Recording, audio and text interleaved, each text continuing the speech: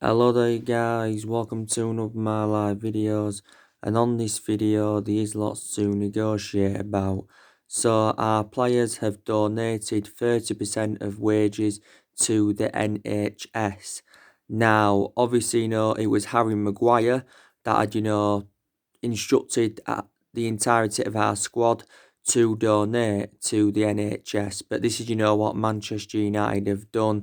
And I've also, got to give Harry Maguire a lot of credit for this. And I think, since Harry Maguire's arrival at Manchester United, I think, he has done really, really well. Manchester United paid £80 million for Harry Maguire last summer from Leicester. He's the most expensive defender in the world and is the second most expensive signing at the football club. So yeah, he was the one that instructed, the entirety of the squad to donate 30% of their wages, and this is what has happened. Now, like I also mentioned to you guys yesterday on one of my videos, that the Premier League did have a meeting yesterday morning to establish plans for the remainder of the season. Now, they have confirmed that the season will resume when it's safe to do so.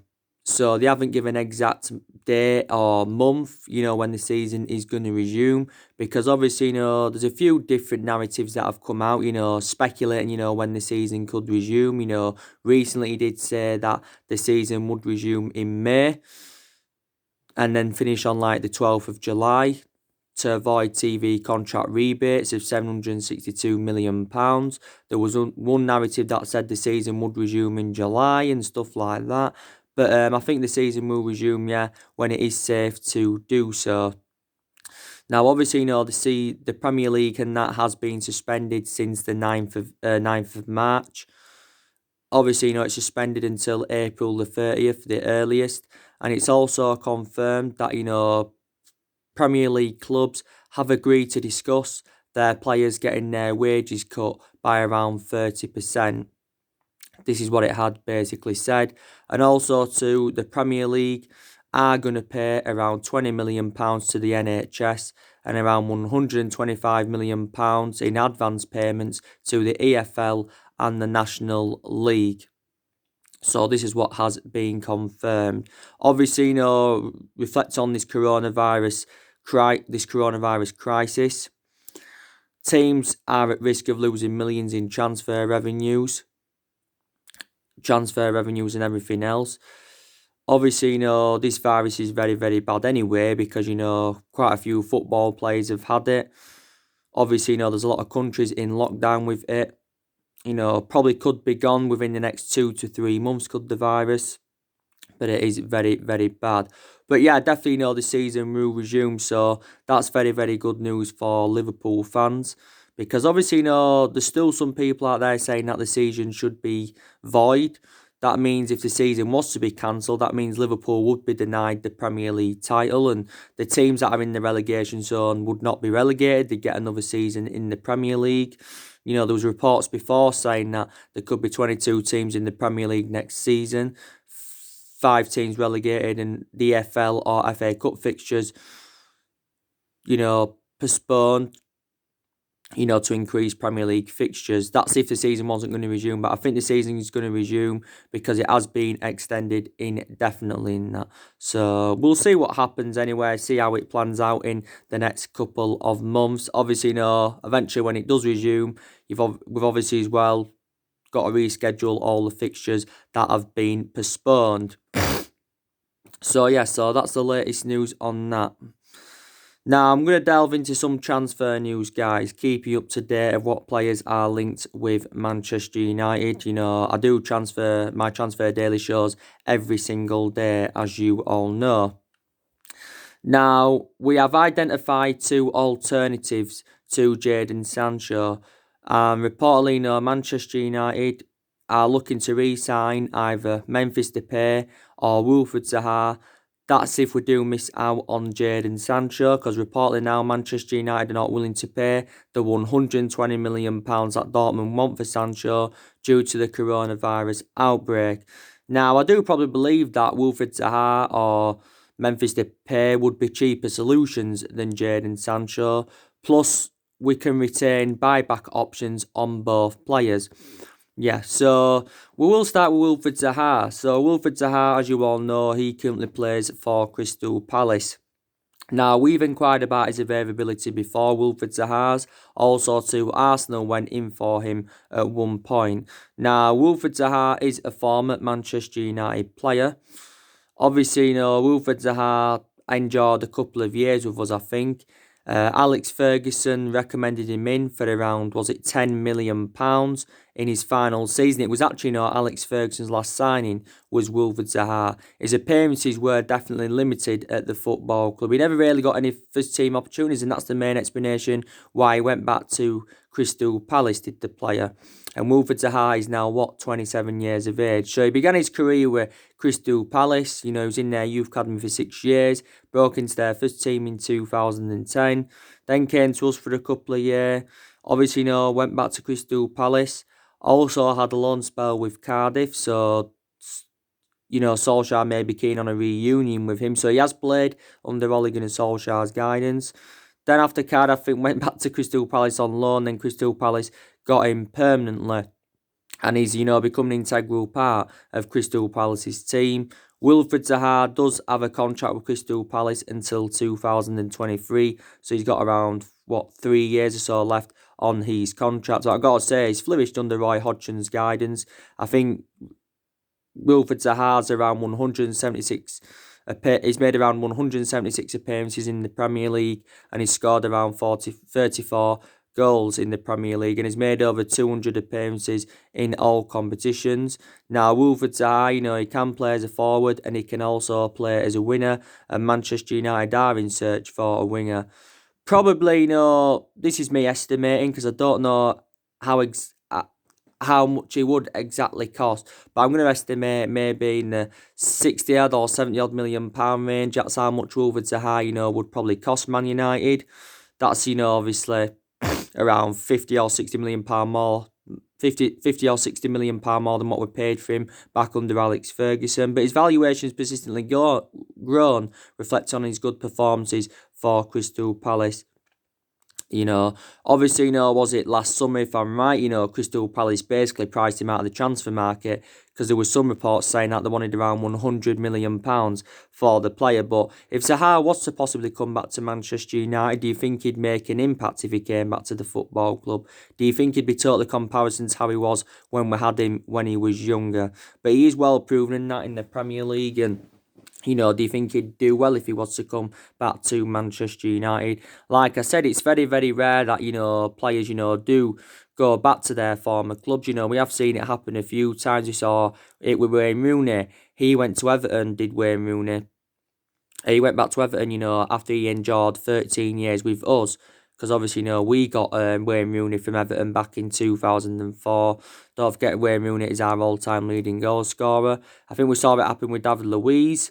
Didn't he go back to Chelsea from PSG, if I'm right? We saw it with Alvaro Morata. We saw it with Thierry Henry. So it does happen, but it's just very, very rare, that players go back to their former clubs. So yeah, so that's the latest news on Wilfred Zaha. Now, obviously, I want to give you the latest news now on Memphis Depay. Now, as you all know, Manchester United had Memphis Depay under the Louis van Gaal era. We had Memphis Depay.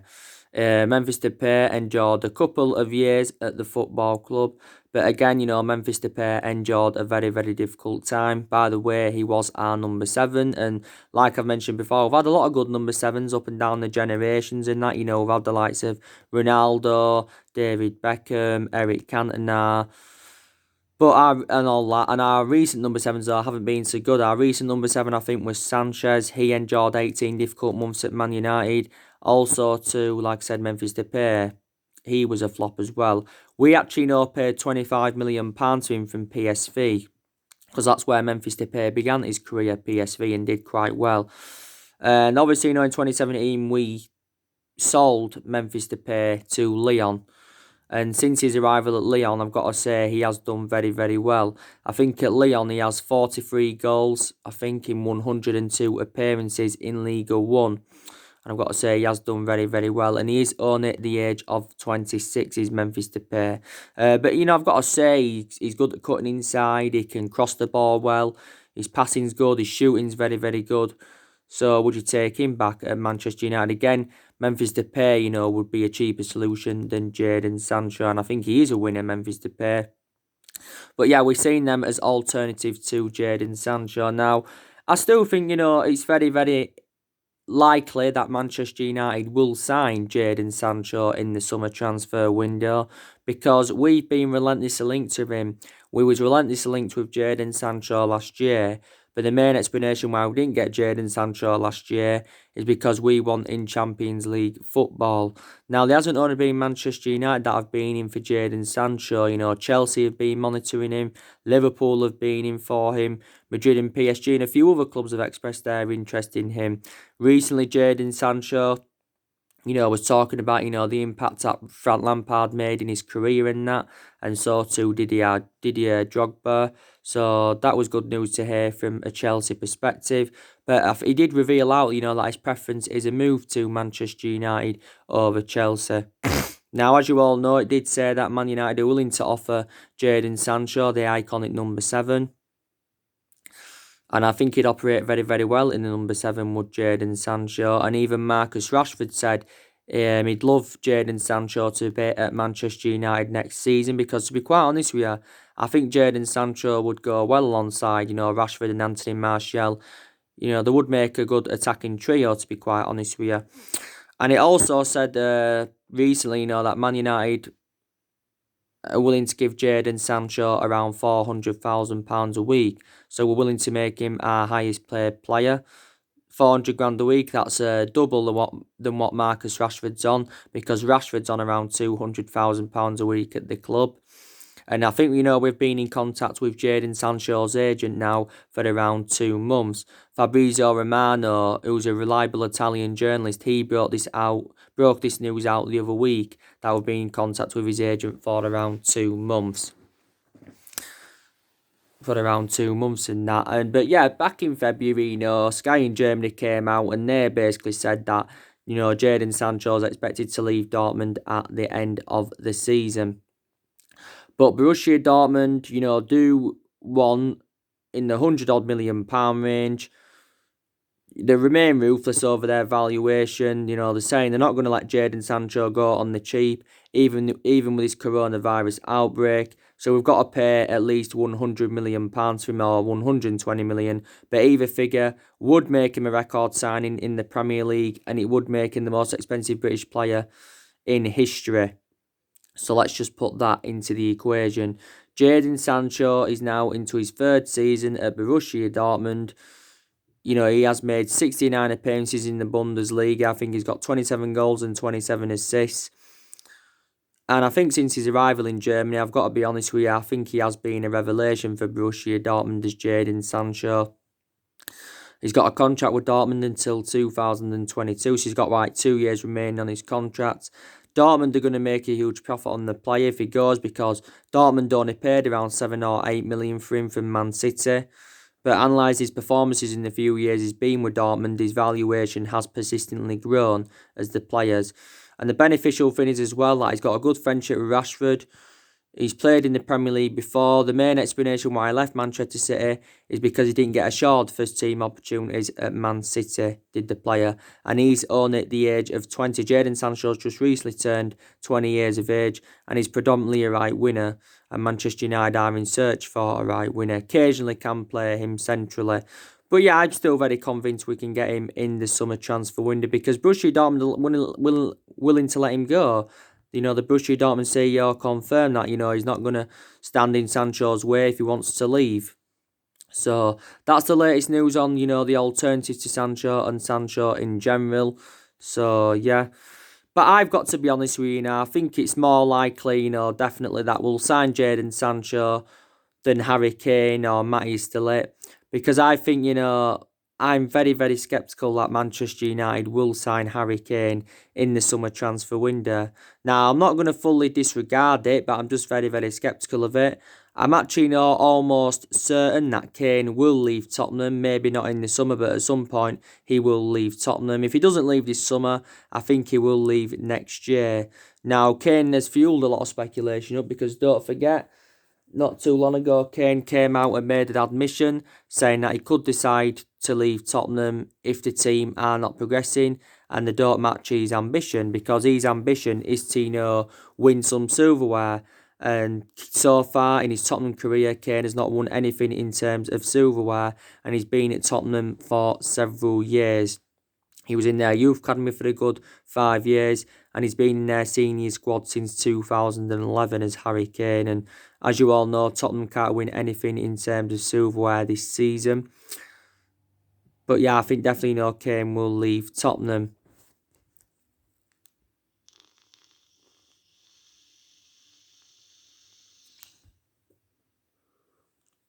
Because he said he's not going to stay at Tottenham for the sake of it. Now, Man United have been in for Harry Kane for the last, 5 years or so. City have recently been in for him, and Madrid and Juventus have been in for him.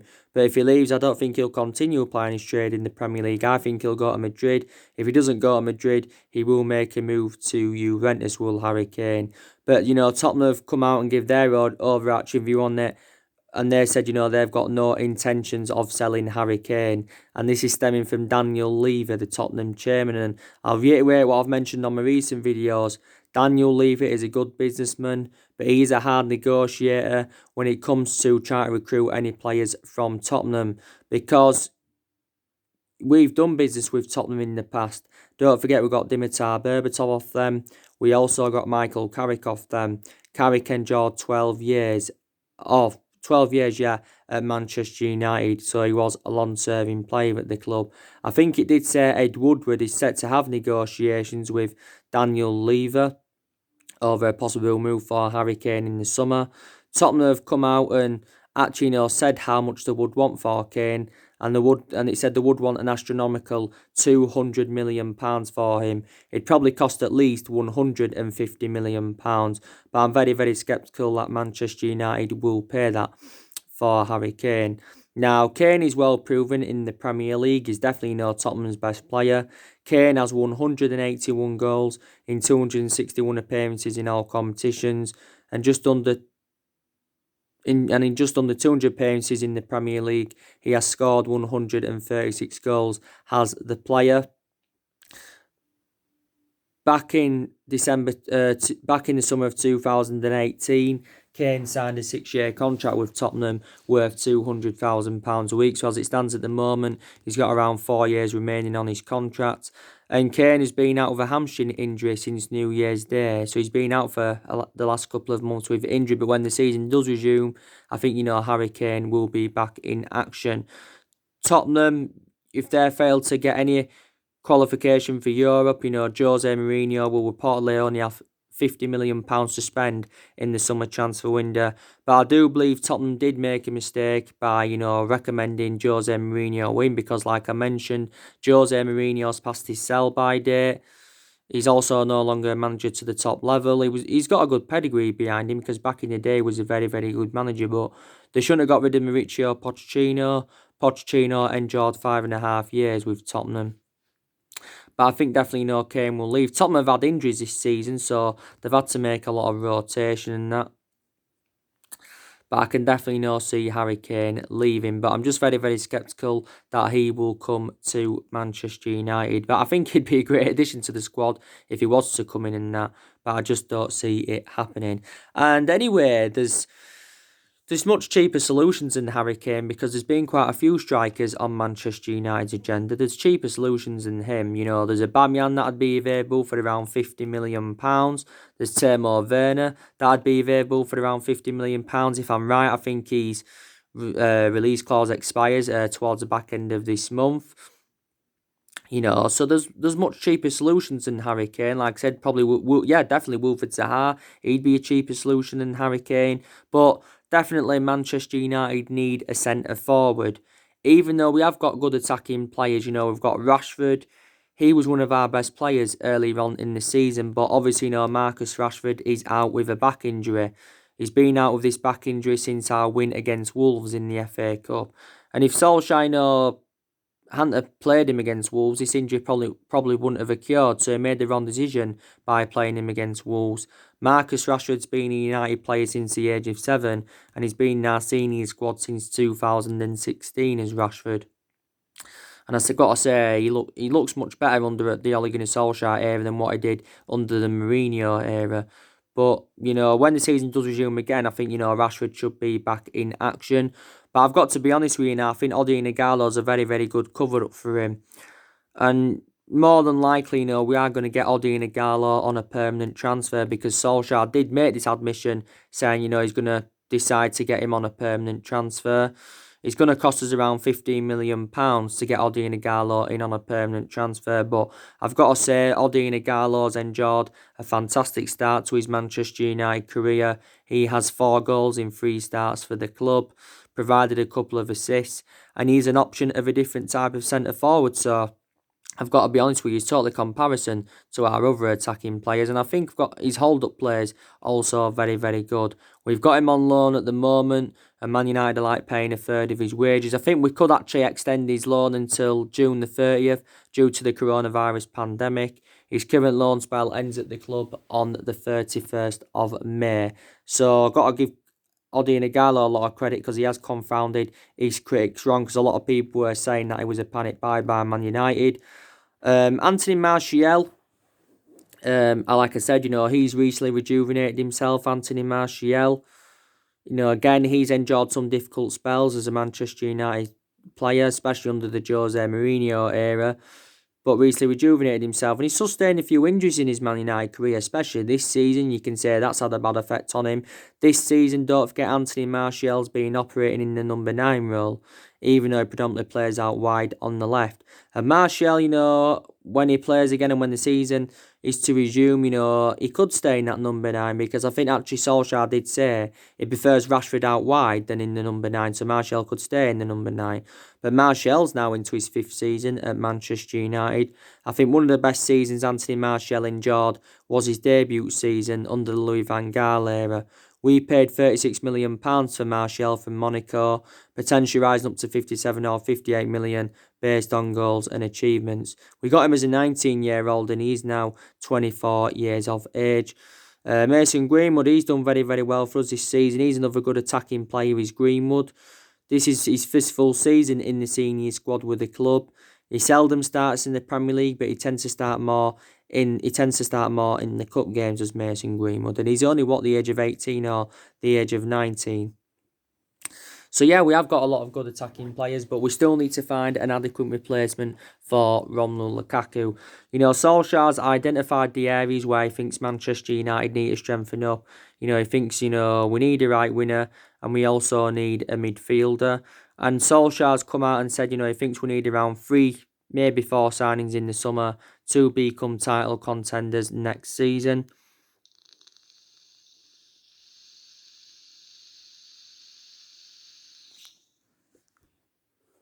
This is what he believes. How this is how many signings he thinks Manchester United need to become title contenders and that. But if Solskjaer is still here in the summer transfer window, it will be his 4th transfer window as Manchester United manager, because so far Solskjaer has been here over the year. He's been here around 15 months, including the time when he was the interim manager, and he's enjoyed 3 transfer windows, and he's spent in the excess of around £220 million at the football club. And Solskjaer has got the backing of Ed Woodward. He's also got the backing of the Glazers, and also a lot of our players are still determined to back him. And analysing, this 15-month period he's been here, it has been up and down. Obviously, like I said, there's been a lot of negative results under Solskjaer. There's been quite a few good results under Solskjaer. But I think he deserves at least 1 more transfer window, maybe 2 more transfer windows, because it is a transition period, and Solskjaer is still in the process of rebuilding this Manchester United team. Because, like I've said to you before, some managers do deserve time, and I know Solskjaer's had time, but I think he needs more time at the club. Klopp didn't emulate to a level that he's at now straight away. It took him time to settle in at Liverpool. Ferguson, when we recommended him in, he didn't win out in his first 4 years at Manchester United, and he was like one game away from getting the sack, but he didn't. Then look what he went and accomplished after not winning out in his first 4 years. Ferguson enjoyed 26, 27 years at Man United, and, vast majority of our silverware we won came under Alex Ferguson.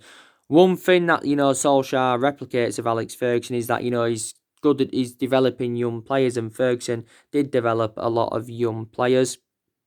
But Solskjaer does deserve at least another season at Manchester United to see what he can do. Now, if Solskjaer knows if he's given another season at the club that he's got many expectations to exceed.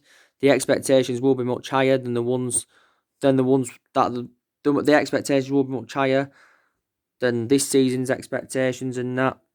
Because if we get the right calibre players in this summer, then I think we'll be expected to challenge for the league going on into next season. And I want Manchester United to win some silverware under Solskjaer, because we haven't won out yet in terms of silverware under Solskjaer.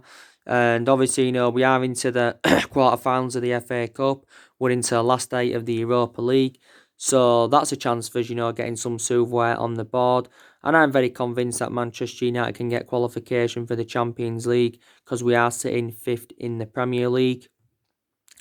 And Solskjaer, has been permanent Manchester United manager now for a year. And like I've said to you, before, these positives you can take from his tenure. Like I said, we are unbeaten in our last 11 games in all competitions. This is our best vein of form since Solskjaer was the interim manager, because when Solskjaer was the interim manager, he won his first 8 games. He'd only lost one of his first 17, and we'd won 14 out of 19 in all competitions, and that was enough to give Solskjaer the job permanently. And that some people said we're giving the job too soon, but we're giving him the job reflecting on what he did when he was the interim manager.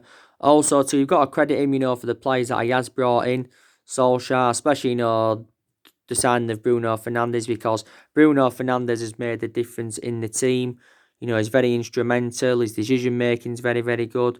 And Bruno Fernandes won Premier League Player of the Month back in February now. So Solskjaer's looking for someone to partner up with Bruno Fernandes in our midfield. But he's probably, one of the best signing we have recruited in since the Alex Ferguson era is Bruno Fernandes. Also, too, Solskjaer has got rid of a lot of the deadwood since he's come in. Around 9 players have left in total since he came in, and we are making plans for the summer to get rid of around maybe 5, 6, maybe even 7 more players in the summer transfer window, because these still problematic players at the football club. I think we'll get rid of Jones, Lingard and Pereira in the summer. I think we'll negotiate on getting rid of Sanchez on a permanent transfer. And I think, Rojo, we'll negotiate on getting rid of him on a permanent transfer. Maybe Fosu could be moved on. Pogba, I'm not too sure about him, because there's still uncertainty over Paul Pogba's future at the moment. I think if Pogba's to go, he won't go without a swap. I think he'll go with a player coming to Manchester United as part of the deal. So if Pogba was to go to Juventus, I think we'd either get the lit or Aaron Ramsey. I don't know, to be quite honest with you, but I don't know if he's leaving Manchester United anyway, because Pogba could still be at Manchester United next season. So yeah, so it's good that Solskjaer is making plans for the summer transfer window. Very, very good indeed. And